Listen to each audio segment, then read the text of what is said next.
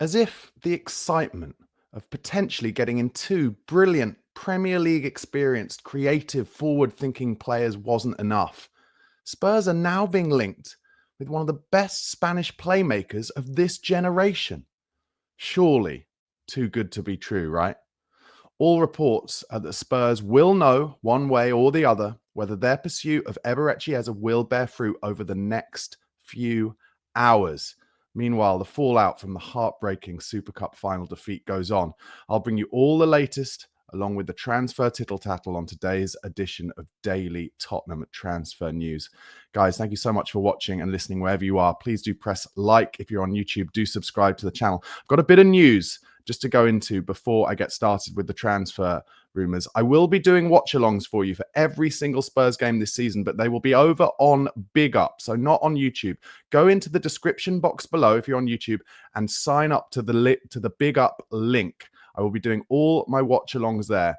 Just follow the instructions that are in the description box below.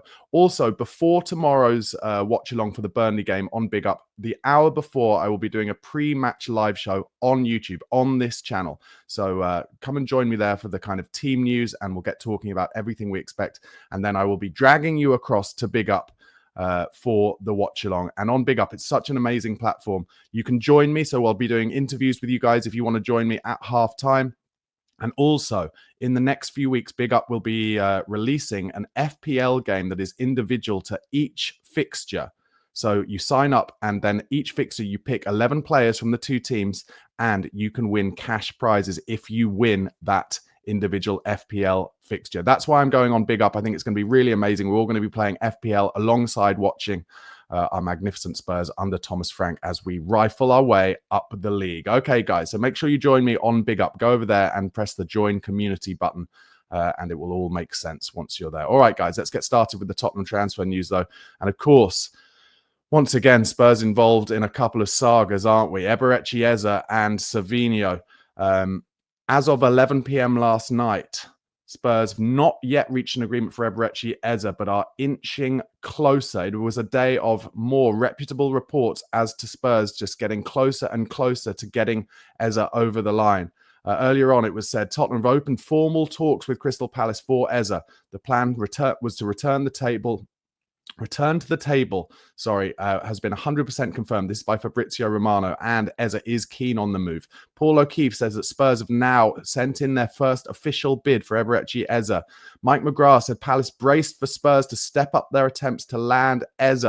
And Ben Jacobs, another reputable journalist, said Spurs are moving fast to avoid an Arsenal counter. There's optimism that Eze is prepared to join with personal terms, not a problem. And it's a new push for him after James Maddison's ACL injury. Other reports are that we're confident of agreeing a fee closer to the £55 million to £58 million region that we got Mohamed Kudus for. Still work to be done, but progress is being made. And Gary Jacobs says that Arsenal have downplayed their interest in Eze in the past fortnight. And a lot of that apparently due to the fact that they've signed up Ethan Nwaneri now onto a new contract, and they don't want to block his pathway. However, you wouldn't be a Spurs fan if you weren't absolutely bricking yourself that Tottenham will do all the running, agree a fee, and then Arsenal will just come in and go, oh, well, that's the fee then. And we'll agree that fee as well, and then he will choose Arsenal over Spurs. That would be a nightmare. They are apparently, Spurs, confident that the deal they've put together, the proposal they've put together, should satisfy Crystal Palace. But there is still some waiting going on, isn't there? And that's why that deal hasn't gone through yet. How do you feel about it? I think we all want Eze to play for Spurs, don't we, surely?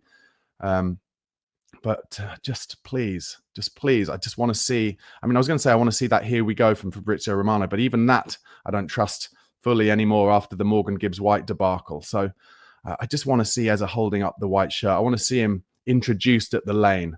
I just think he's such a beautiful footballer, glides across the pitch, always got his head up, can find a through ball, brilliant finisher, can shoot from outside the box, great deliverer of a set piece.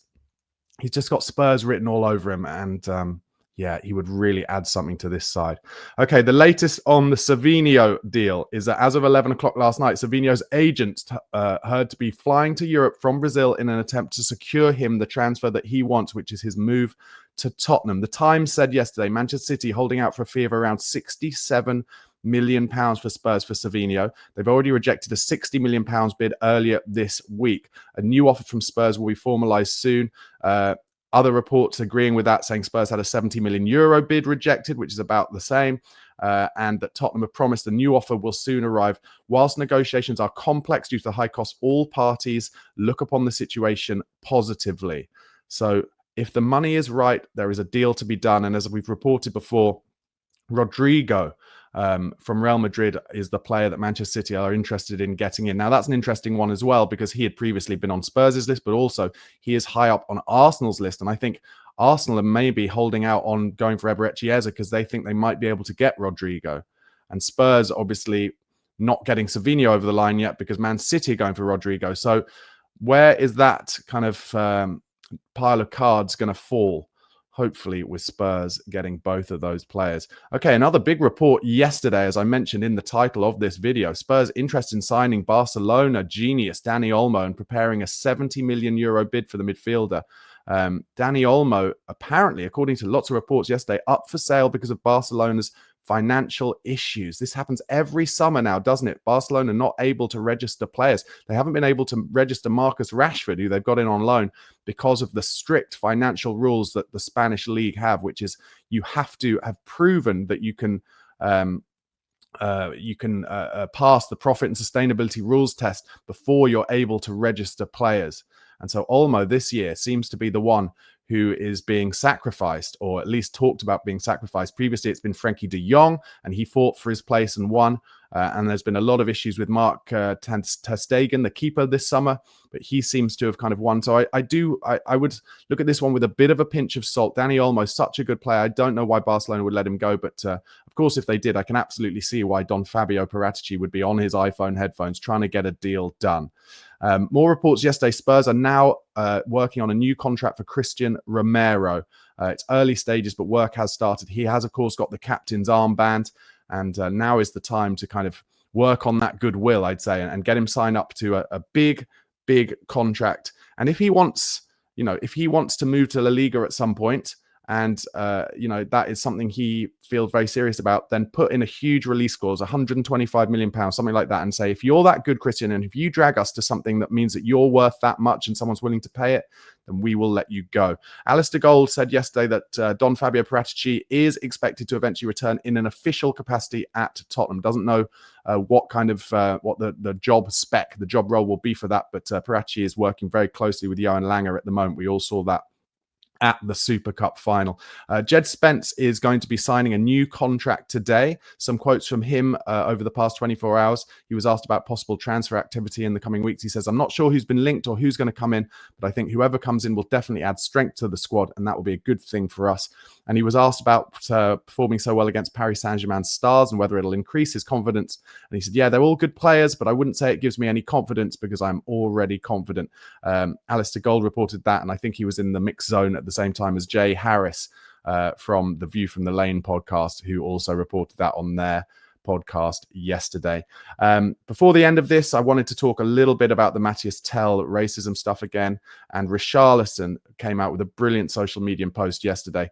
He said this about it all, and I completely agree. Well done, Rishi, by the way. He said, winning or losing, getting it wrong or right, it's all part of the game. Racism is not.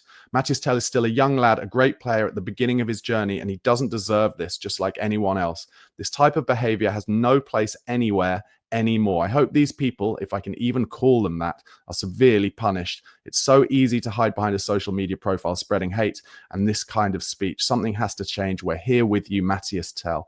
Brilliant from Richarlison, showing some maturity there. And I've seen some people on social media say that they hope Thomas Frank throws Matthias Tell in the team tomorrow to support him against Burnley. And I wouldn't be anti that. However, I'm a little conflicted, because I also just think it's so important we get off to a great start tomorrow. Obviously, we've got Man City away in the second game. So, I wouldn't put him in unless Thomas Frank certainly feels that he's absolutely ready. Eric Lamela has retired from football, and I saw a great tweet yesterday. It says, for the Rabonas, for the elbows, for the ball rolls, for dribbling out of your own box in the 97th minute in Amsterdam, for trying to hospitalise anyone employed by Chelsea Football Club, for calling Jack Wilshere a pussy. Thank you, Eric, the greatest to ever do it. Eric Lamela, cult hero. had some incredible moments for Spurs, and yeah, he's going into a coaching role with Seville, I think, and I hope that goes well for him.